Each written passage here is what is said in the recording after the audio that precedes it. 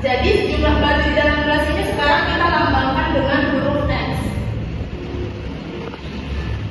Ini, jadi huruf X itu huruf X di sini hanya sebagai lambang, bukan berarti isinya ini adalah X, tetapi lambang jumlah bilangan yang belum kita ketahui tadi.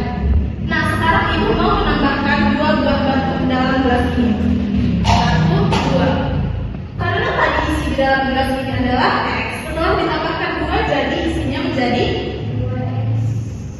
X ditambah 2. Jadi, walaupun kita belum mengetahui jumlah dari suatu bilangan, kita bisa melambangkannya dengan sebuah simbol atau huruf. Hurufnya bebas, mau A, B, C, sampai Z. Yang penting satu huruf hanya boleh menyimbolkan satu bilangan. Penggunaan huruf untuk mewakili suatu bilangan yang belum diketahui jumlahnya ini disebut juga dengan aljabar. Jadi apa sih aljabar itu?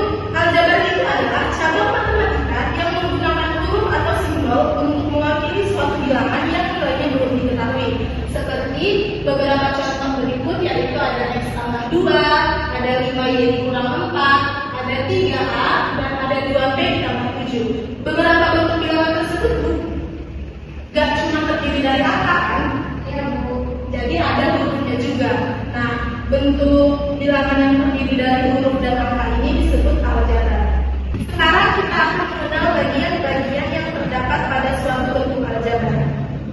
Perhatikan bentuk aljabar 3X ditambah 5. Pertama, sudah kita ketahui bahwa huruf X di sini adalah lambang dari suatu bilangan yang belum diketahui. Huruf X ini disebut juga dengan variabel. Kemudian di dalam huruf X terdapat angka 3. Angka 3 ini merupakan pengali dari huruf X atau disebut juga dengan koefisien. Jadi koefisien ini adalah pengali dari variabel.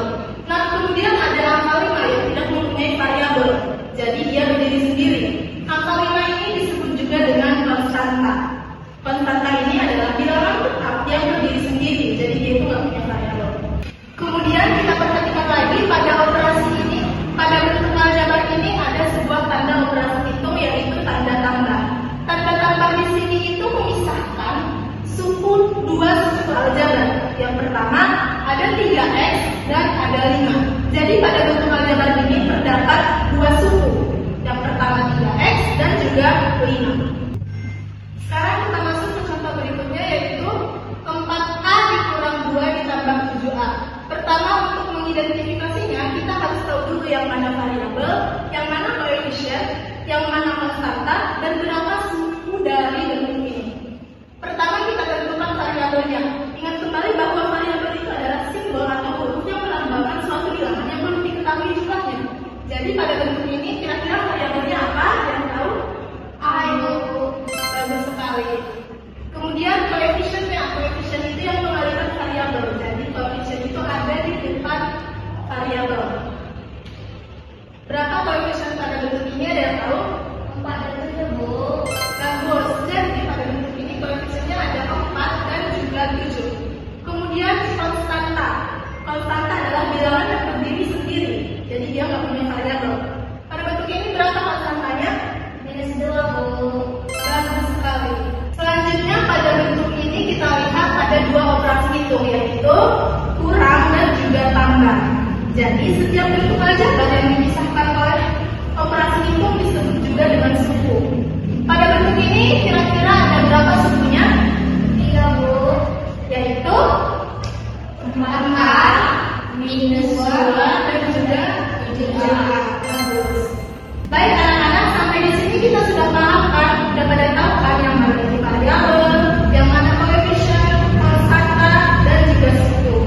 Nah, sekarang perhatikan contoh yang di bawah sini. Misalnya 3X ditambah 5X. Nah, kira-kira ada berapa suku dalam bentuk bilangan ini? 2. Yang mana saja? 3X dan 5X. Apakah variabelnya sama? Tidak, Bu. Variabel sama. Variabel itu huruf, ya. Nah, jadi kalau variabelnya sama, kita tinggal menjumlahkan koefisiennya saja. Jadi Jadi 3 tambah 5 berapa? 8. 8, kemudian kita tambahkan variabel 8-nya. Nah, jadi 3x tambah 5x sama dengan 8x. Oke. Kemudian kalau ada seperti ini, 3x ditambah bagi. Pertama lihat dulu, apakah variabelnya sama? Tidak dulu. Jadi kalau variabelnya berbeda, nggak bisa kita jumlahkan. Kenapa? Kalau kita jumlahkan x dan y, kita belum tahu nanti hasilnya apakah x atau y. Misalnya aja nih, kita punya jeruk, kita tambahkan 1 jeruk dengan 1 apel. Kalau kita jumlahkan keduanya akan menjadi apa? Nggak bisa, karena nggak mungkin dia jadi jeruk apel, nggak mungkin dia jadi jeruk aja, nggak mungkin juga dia jadi jeruk apel. Jadi kalau variabelnya berbeda, nggak bisa kita jumlahkan. Jadi cuma sampai di sini aja. Baik, Bu. Sampai sini sudah paham?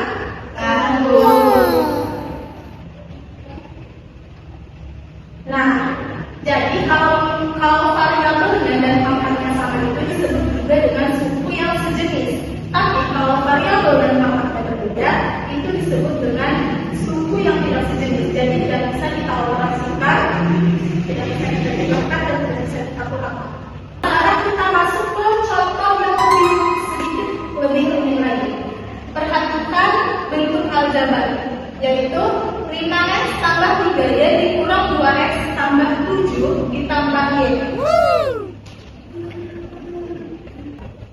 5x ditambah 3y dikurang 2x tambah 7 ditambah y. Pertama, untuk menyelesaikan soal ini, kita cari dulu suku-suku yang sejenis. Ingat, suku-suku yang sejenis itu variabelnya sama. Jadi, dari soal ini kira-kira mana yang sejenis? 5x sama 2x. Oke, suku yang sejenis kita tetapkan. 5x minus 2 kita pindahkan ke sini, kurang 2x. Ada lagi? Ada y sama y. Ya, 3y dan 3y ditambah 3y ditambah y. Ada yang perlu kita tambahkan? Ada dulu. Ya. Kemudian kita tambahkan 7. 7 di sini adalah konstanta. 5x dikurang 2x berapa? 3x.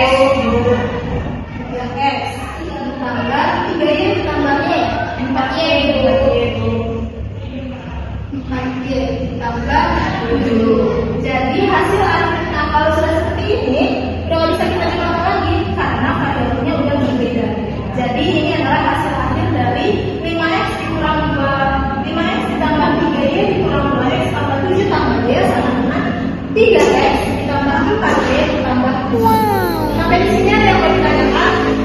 Tidak dulu. Jadi kesimpulan pembelajaran kita pada pagi hari ini adalah yang pertama, aljabar menggunakan listrik untuk mewakili suatu bilangan tunggal yang nilainya misterius atau belum diketahui. Yang kedua, struktur aljabar dibentuk oleh unsur variabel, koefisien, dan konstanta dan juga suku. Yang ketiga, hanya suku